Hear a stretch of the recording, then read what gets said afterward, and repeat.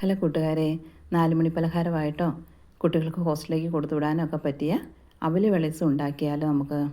അപ്പോൾ അതിനുവേണ്ടി 1 കിലോ അവല് വിളയിക്കാൻ വേണ്ടിയിട്ട് 1 കിലോ ശർക്കര എടുത്ത് അതൊന്ന് പൊടിച്ചിട്ട് അതിൽ അരക്കപ്പ് വെള്ളം കൂടി ഒഴിച്ച് അടുപ്പിൽ വെച്ച് ശർക്കര നന്നായിട്ടൊന്ന് അലുത്ത് വരുമ്പം അതൊന്ന് അരിച്ച് മാറ്റി വയ്ക്കണേ. പിന്നെ ഒരു ചീനച്ചട്ടിയിൽ അരക്കപ്പ് നട്ട്സും അരക്കപ്പ് പൊട്ടുകടലയും 1/4 കപ്പ് എള്ളും കൂടി ഇട്ട് ചെറുതായിട്ടൊന്ന് ചൂടാക്കി അതിൻ്റെ കളർ മാറി വരുമ്പോൾ ഒന്ന് മാറ്റി വയ്ക്കണേ.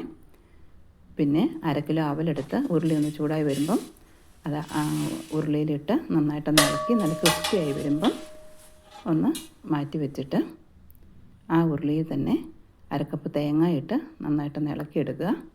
ഒന്ന് നന്നായിട്ടൊന്ന് ഡ്രൈ ആയി വരുമ്പോൾ അതിലേക്ക് നമ്മൾ അരിച്ച് മാറ്റി വെച്ചിരിക്കുന്ന നമ്മുടെ ശർക്കരപ്പാനി ഒഴിച്ച് നമ്മുടെ തേങ്ങയും ശർക്കരയും കൂടി നന്നായിട്ടൊന്ന് മിക്സ് ചെയ്യുക.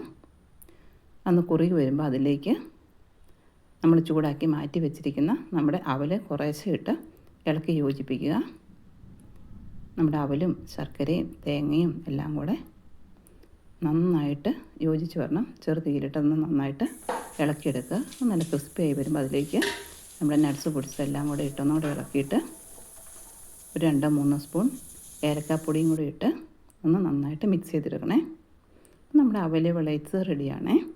നന്നായിട്ട് തണുത്ത് കഴിയുമ്പം ടപ്പലിട്ട് സൂക്ഷിച്ച് വെക്കാം. Thank you.